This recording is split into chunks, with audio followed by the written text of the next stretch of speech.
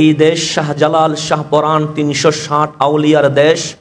আজ এই দেশে মুসলিম বিরোধী ষড়যন্ত্রে যখন লিপ্ত হয়ে গেছে তখন আমরা অসহায় হয়ে গেছি, এটাই বলতে হয়। তবে এই নিরাশার মাঝে আমি আশার বাণী দেখছি। রব্বুল আলামিন বলছেন, লা তাহিনু ওয়ালা তাহজানু ওয়া আনতুমুল আ'লাউনা ইন কুনতুম মুমিনিন। আল্লাহ বলে, টেনশন করো না এবং পেরেশানও হইও না।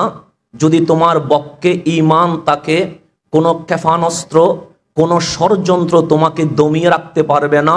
আমি আল্লাহর পক্ষ থেকে অবশ্যই বিজয় চলে আসবে। এবং আল্লাহ এটাও বলেছেন, ক্বালাল্লাযীনা ইয়াযুন্নুনা আন্নাহুম মুলাকুল্লাহ কাম মিন ফিয়াতিন কালিলাতিন গালাবাত ফিয়াতান কাসীরাতাম বিইজনিল্লাহ। যারা বিশ্বাস করে আমাদের সাথে আল্লাহর মোলাকাত হবে, তারা অবশ্যই এটাই বলবে, যত বড় দলই হোক, ছোট দল মাঝে মাঝে বিজয়ী হয় আল্লাহর হুকুমে। তা আমরাও আজ এই এনজিওদের ষড়যন্ত্রের বিরুদ্ধে এটাই বলতে পারি, যদি ইউরোপ, এশিয়া, আফ্রিকা এক হয়ে ইসলামকে নাশাত করার ষড়যন্ত্রে লিপ্ত হয়, আমরা যদি আবু বকর, ওমর, উসমান, আলীর মতো মাঠে নেমে যায়, ইনশাআল্লাহ ইসলামের বিজয় চলে আসবে। 2 নম্বর পয়েন্ট, আমি যেটা মনে করি, এই বাংলাদেশে যারা ইসলাম বিদ্বেষী ষড়যন্ত্রে লিপ্ত আছে, তারা প্রবেশ করার পিছনে অবশ্যই আমরা কম দায়ী নয়। কারণ রব্বুল আলামিন এই ইসলামের দাওয়াত দেওয়ার জন্য আমাদেরকে সিস্টেম শিখিয়ে দিয়েছেন। উদউ ইলা সাবিলি রাব্বিকা বিল হিকমাতি ওয়াল মাউইজাতিল হাসানা। আজ আমরা যদি দেখায়, করোনা মহামারী থেকে এই পর্যন্ত যারা নাস্তিক হয়েছে, এরা নাস্তিক হওয়ার পিছনে অন্য কেউ দায়ী নয়, আমাদের মতো বক্তারাই দায়ী আছে। কারণ অযৌক্তিক, অবৈজ্ঞানিক, কোরআন সুন্নাহ বিরোধী বক্তব্যের কারণে অনেক জ্ঞানী শিক্ষিত সমাজ আজ ইসলাম থেকে দূরে সরে গেছে। তাই আমার প্রস্তাব হচ্ছে, যদি আমরা রব্বুল আলামিনের নির্দেশিত হুকুম মোতাবেক হিকমা এবং ভালো উপদেশের মাধ্যমে ইসলামের প্রচার করি, তাহলে আমার ইসলাম সম্পর্কে বিরোধ মন্তব্য করার কোনো সুযোগ নাই। 3 নম্বর, যেটা আজ পার্বত্য অঞ্চলে যারা খ্রিস্টান ধর্মে দীক্ষিত হচ্ছে, আমি দেখলাম তারা জন্মগত মুসলমান কিন্তু শিক্ষাগত মুসলমান নয়। এই শিক্ষা না থাকার কারণে 500 টাকার কাছে বিক্রি হয়ে যাচ্ছে। কিন্তু আমাদের ইসলামের ইতিহাস তো বিক্রি হওয়ার নয়। আমাদের ইসলামের ইতিহাস তো বেলালের ইতিহাস, আমাদের ইসলামের ইতিহাস তো খালিদ বিন ওয়ালিদের ইতিহাস, আমাদের ইসলামের ইতিহাস তো সালাউদ্দিন আইয়ুবের ইতিহাস। এটা তো ইসলামের জন্য রক্ত দেওয়ার ইতিহাস। কিন্তু এখানে বিক্রি হয় কেমনে? তখন বুঝলাম, যারা জন্মগত মুসলমান, শিক্ষাগত মুসলিম নয়, তারাই 500, 1000 অথবা গড় বাড়ি চাকরির কাছে বিক্রি হয়ে যাচ্ছে। তাই আমাদের ওলামায়ে কারামকে যেই জিনিসটা করতে হবে, বর্তমান বাংলাদেশে আমি 2টো জিনিস দেখতে পাচ্ছি যেটি মূল স্ট্রিম থেকে সরে গেছে। যেমন আমরা বলি আল ওয়াসাতিয়া ওয়াল ইতিদাল, অর্থাৎ মধ্যম পন্থা অবলম্বন করা। এখান থেকে যদি উপরে উঠে যায়, সেটা হবে অতিরঞ্জিত, এবং এই অতিরঞ্জিত যারা করে তাদের কারণে ইসলামে ভণ্ডামির প্রবেশ ঘটেছে।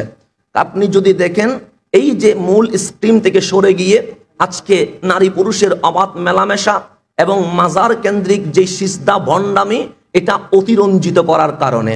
আরেকটা হচ্ছে আল ওয়াসাতিয়া ওয়াল ইতিদাল, এই মধ্যম পন্থা থেকে যখন নিচে নেমে গেছে, তখন উগ্রবাদ, খারেজিয়তের আবির্ভাব ঘটেছে। তাই আজ মুসলিম উম্মাহ যদি ইফরাত তাফরিদ বাদ দিয়ে আল ওয়াসাতিয়া ওয়াল ইতিদাল, সাহাবায়ে কারাম, আহলে বাইত রাসূল, তাবিঈন, তবে তাবিঈন, ইমাম বুখারী, ইমাম মুসলিম, ইমাম গজ্জালি, মহিউদ্দিন ইবনুল আরবি, ইমাম নাসাই, ইমাম তিরমিজি, এইভাবে করে শুরু করে মহিউদ্দিন ইবনুল আরবি হয়ে, শাহ ওলিউল্লাহ মুহাদ্দিস দেলভি হয়ে, শাহজালাল হয়ে, যাদের মাধ্যমে এই ইসলাম এসেছে, আমরা যদি তাদের দিকে ফিরে যাই, তাদের ইসলাম ছিল আল্লাহ এবং রসুল কেন্দ্রিক, আর আমাদের ইসলাম হয়ে গেছে ব্যক্তি কেন্দ্রিক। আপনি যদি তাকান, আমার সাথে যদি আপনার বেজে যায়, তাহলে বাংলাদেশে দুইটা শ্রেণী গঠন হবে। একটা আমার পক্ষে কথা বলবে, একটা আপনার পক্ষে কথা বলবে। এই পক্ষে মারামারি করবে। কিন্তু একজনকেও দেখলাম না, কেউ বলে নাই যে অমুক পক্ষে না, অমুক পক্ষে না, দলিল যেই দিকে আমরা সেদিকে যাব, এটা কেউ বলে নাই। তো যার কারণে ব্যক্তিকেন্দ্রিক ইসলাম হওয়ার কারণে আজ শিক্ষিত সমাজ আমাদের উপর বিরক্ত হয়েছে। এবং আমরা যদি আবার ফিরে এসে আল ওয়াসাতিয়া ওয়াল ইতিদাল মূল স্ট্রিমে চলে আসি, ইনশাআল্লাহ আমাদের এই পবিত্র ধর্ম ইসলাম নিয়ে ষড়যন্ত্র করার কোনো সুযোগ তাদের হবে না। আমার লাস্ট পয়েন্ট, চতুর্থ, এই যে এনজিওদের ষড়যন্ত্র, এটা মোকাবেলায় আমরা চারদিকে এগাতে পারি। একটি প্রশাসনিকভাবে, যেহেতু সরকার গভর্নমেন্ট ঘোষণা করেছে রাঙ্গামাটি, বান্দরবন এবং খাগড়াছড়ি অঞ্চলকে মায়ানমার স্টেট করে স্টেন একটা উপজাতি করার ষড়যন্ত্র চলছে। আপনি জানেন এই বাংলার রমণী বললে এই উপজাতিদের যে অবস্থান তথা খাগড়াছড়ি, রাঙ্গামাটি বান্দরবনকে বলা হয়। এবং সেখানে যে মুসলিম বাঙালিরা আছে তারা খুবই কষ্টের মধ্যে আছে। আপনি যদি সাজেক যান, সেখানে যদি কারো সাথে কথা বলেন, যাদের দোকান আছে, তারা আপনাকে বলবে উপজাতিদের মধ্যে দুই শ্রেণী, একটা ভদ্র একটা অভদ্র।